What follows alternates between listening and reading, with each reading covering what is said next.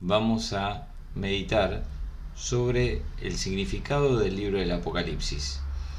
La idea es poder conocerlo un poco más, de modo que podamos vivir con más intensidad el retiro. ¿De qué trata el libro del Apocalipsis? El hecho que esté al final de toda la Biblia nos habla que es una confluencia de todos los libros de la Biblia, con lo cual de ahí radica su dificultad.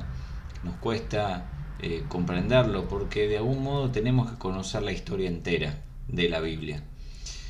Pero para hacer un resumen, veremos un poco la estructura global del libro.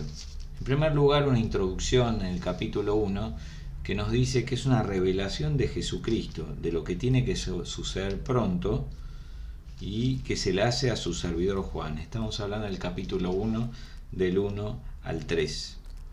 Y que nos dice también que felices los que leamos y los que escuchemos estas palabras y los que tengan en cuenta estas palabras. O sea, nosotros que vamos ahora a hacer el retiro, de algún modo nos invita a leer, a escuchar y a practicar lo que dice este libro. Pero sobre todo es una revelación de Jesús sobre cómo vivir la vida hoy y sobre todo lo que vendrá, lo que sucederá. Dice lo que sucederá pronto, pero hay que entender que el pronto de Dios no es el pronto de los hombres, que Dios tiene otros tiempos, que no son los nuestros. Luego de esto sigue el apóstol Juan, acá se identifica como Juan, haciendo como un gran saludo a Dios Padre, como aquel que era, que es y que vendrá, hablando, nos hace recordar el libro del Éxodo 3:14, a donde habla de que el nombre de Dios es aquel que es. También nos habla de los 7 espíritus, que significa los 7 dones del Espíritu Santo, nos habla del Espíritu Santo, y nos habla también de Jesucristo, el testigo fiel de Jesús. Entonces, Padre, Espíritu y Hijo están en este saludo inicial. Y bueno, nos habla de esa experiencia espiritual de revelación que tuvo Juan el día del Señor. Y todo este primer capítulo, podemos decir, es como una gran introducción a la experiencia que tiene Juan en la isla de Patmos, una isla que está enfrente a Asia Menor, a donde había 7 iglesias que estaban bajo la jurisdicción de él, Juan, ya anciano, como obispo de Éfeso y también de todas las iglesias que los rodeaban. Con lo cual, el capítulo 2 y 3 habla al presente, habla especialmente a estas 7 iglesias, a su situación espiritual y a los desafíos que tenían que llevar adelante y cómo dar ese paso de crecimiento según cada uno. Entonces eso también es en esas iglesias de algún modo está representado la totalidad de la iglesia y nosotros como miembros de la iglesia nos encontramos ahí también reflejados. Ya el capítulo 4 empiezan las visiones que tiene el libro del Apocalipsis, especialmente lo traslada el Espíritu Santo hacia el cielo y ve el trono de Dios con todos los seres que circundan el trono de Dios. La primera parte está bien centrada en el Padre, también aparece los espíritus, los 7 espíritus, el Espíritu Santo, y también una serie de ángeles y estos 24 ancianos en los cuales representan toda la historia de la salvación, tanto las 12 tribus, los 12 hijos de Jacob, que representan el Antiguo Testamento, y los 12 apóstoles, que significan el Nuevo Testamento, y que está como toda la historia de la salvación frente, adorando a Dios Padre y al Espíritu Santo, cantando Santo, Santo, Santo. En el quinto aparece el Cordero. Sabemos que el Cordero, en capítulo 5, ahí aparece un Cordero como si fuera inmolado, pero que estaba vivo. Y es la figura de Jesús ya muerto, resucitado y ahora en la gloria, entrando en el cielo, en el trono del cielo, y aparece justamente revelando el sentido de la historia humana. Por eso ese libro que tiene 7 sellos que aparece en el capítulo 5 representa la historia de la humanidad, el sentido de la historia, el sentido de los sufrimientos y de las cosas, y cómo es el Cordero inmolado, es Jesús, muerto y resucitado, la medida de este mundo, como diría el cardenal Newman, y cómo todos los seres adoran al que está en el trono, pero también al Cordero. Y por último, y acto seguido de esto, en el capítulo 6, y esto se extiende hasta el capítulo 8, aparecen las aperturas de este rollo, de este libro, que está con estos 7 sellos. Y estos 7 sellos tienen su correlato en el mundo. Ciertas plagas, guerras, cosas aparecen también aquí. Y en el medio de toda esta historia y de esta trama humana aparecen los elegidos de Dios. Estos 144.000 que representan 12 por 12.000, que son las tribus de Israel. Y también una enorme multitud de razas y distintas regiones. Un poco también lo mismo. La porción de Israel que será fiel al mensaje de Jesús, que está representado por estos 144.000, y todos los pueblos paganos que van a ser evangelizados, representados en esta enorme multitud imposible de contar. Todo esto está en el capítulo 7 del Apocalipsis.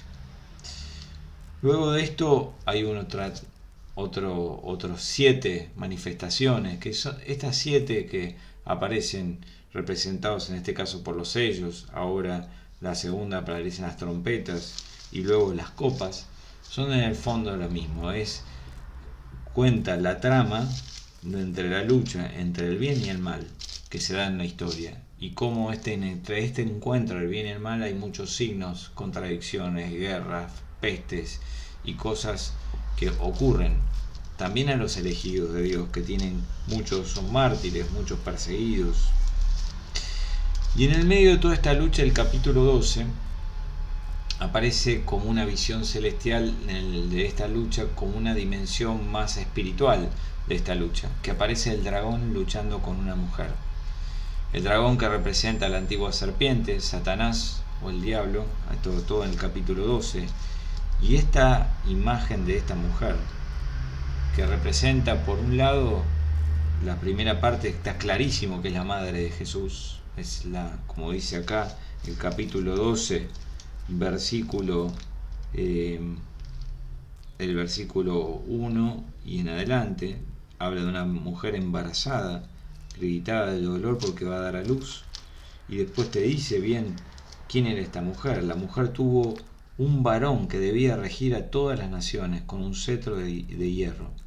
Y después dice, en el versículo 5, pero el Hijo fue elevado hasta Dios y hasta su trono. Hablando de la elevación de Jesús, la ascensión de Jesús, la glorificación de Jesús. Esta mujer claramente es la madre de Jesús, María, que lucha con la serpiente también. Pero también habla de una dimensión más en el mundo. Esta mujer también está representada, que está en el desierto, que está luchando, y también Satanás la persigue. Y también esta mujer representa a la iglesia como la madre de los cristianos, que engendra como la descendencia espiritual de Jesús, ¿no?, en el mundo. Al final, en el versículo 17 del capítulo 12, dice: el dragón enfurecido contra la mujer fue a luchar contra el resto de su descendencia, contra los que obedecen los mandamientos de Dios y poseen el testimonio de Jesús. O sea, está hablando de toda esta persecución del dragón a los cristianos en el mundo, a los que obedecen los mandamientos y poseen el testimonio de Jesús. Y luego nos habla de la dimensión de la lucha, cómo hay agentes también humanos que utiliza el dragón o la serpiente para luchar contra ellos. Y ahí aparece la bestia del mar y la bestia de la tierra. La bestia del mar es aquella que representa el poder político contra la fe, dado por todas las persecuciones de los gobiernos que tienen que pasar la fe. Y la bestia de la tierra es la religión en contra de la religión del Cordero, ¿no?, de la desviación, ¿no? La religiosidad mundana, la religiosidad que apoya al gobierno contra, contra los elegidos. Esto estaba representado por la religión imperial, o sea, el culto a los ídolos, especialmente el culto al emperador. Esto es lo que sale a flor de piel, pero representa también otras formas de religiosidad que van en contra de nuestra fe. Y bueno, y termina todo este capítulo de lucha entre el bien y el mal, con una predicción de la caída de Roma en el capítulo 17. Claramente Babilonia, o la gran prostituta, podemos decir, que aparece acá, está representada a Roma, pero también de algún modo a la humanidad sin Dios, ¿no? La humanidad que a un momento caerá. Hay una visión medio histórica, pero también una visión de futuro, ¿no? Y ya en el capítulo 19 nos habla del triunfo del Cordero. Está las bodas del Cordero anunciadas aquí, y los últimos combates donde el bien gana sobre el mal, ¿no? Donde el Cordero vence. No hay que entenderlo como una guerra verdaderamente civil, o necesariamente, por lo menos, porque de hecho no está descrito de este modo, pero sí como un juicio final sobre el mundo y una separación definitiva entre el bien y el mal, y el bien que vence en el Cordero, y la boda del Cordero. La boda del Cordero quiere decir la unión entre el Cordero, Jesucristo, con su iglesia, definitivamente, para siempre. Que la representa con esta imagen de la boda, pero en el fondo es la unión entre Dios y los hombres, definitiva y sin ningún tipo de división o sin riesgo a perderla. Y ya en el capítulo 21 describe esta boda en esta Jerusalén celestial, donde hay un montón de adjetivos para poder hablar de la belleza de esta ciudad, del gozo, de que no habrá sufrimiento, mal, enfermedad, no habrá discordia, no habrá pecado en esta ciudad. Que va a haber también una resurrección, va a haber un cielo nuevo y una tierra nueva. Pero esta tierra va a estar, y este cielo nuevo va a estar Dios viviendo en medio entre los hombres. De hecho, la describe como que no va a haber necesidad de luz, porque Dios será la luz de esta ciudad. Y habrá ríos de agua viva, significando cómo nos vamos a estar saciados. Nuestro corazón va a estar verdaderamente saciado plenamente en esta ciudad. Y bueno, al final de todo termina con este epílogo, al final, como invitando a recibir las palabras como verdaderamente proféticas, como verdaderamente venidas de Jesús resucitado, y terminando como una gran invitación del Espíritu Santo y de la Iglesia a que venga el Señor Jesús, con esa oración que nosotros hacemos en el tiempo de Adviento: Maranatá, ven Señor Jesús. Un pedido de que venga Jesús, que se cumpla todo esto, que termine viniendo por segunda vez a reinar verdaderamente y a poder vencer sobre todas las fuerzas opositoras del bien y de este reino de Dios, y vivir definitivamente en unión con Dios. ¿Por qué les hago todo este planteo medio genérico de todo el libro? Para que cuando ya entremos en el retiro podamos tener una idea global y entender que más o menos de todos estos temas, pero vamos a orar y vamos a entrar nosotros como verdaderamente protagonistas de este libro, para que podamos comprender hacia dónde va cada cosa, cada texto en los cuales vamos a leer.